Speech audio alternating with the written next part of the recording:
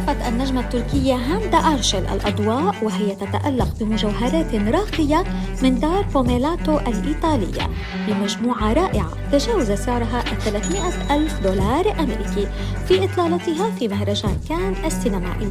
إليكم التفاصيل مع الأسعار. اختارت هاندا عقداً رائعاً من مجموعة هاي جولري الأكوامارين دريم والمصنوعة من الذهب الوردي عيار 18 قيراطاً.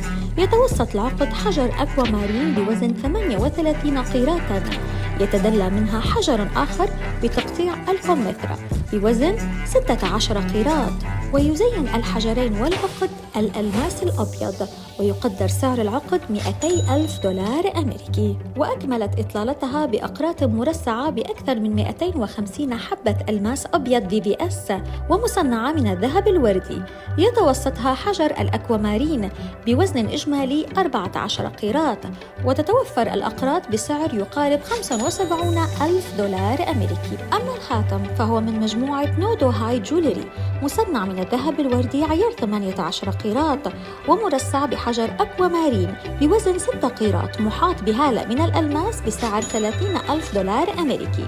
لمزيد من الصور والمعلومات عن مجوهرات وساعات المشاهير في حفل مهرجان كان السينمائي زوروا موقعنا thejewelrytales.com.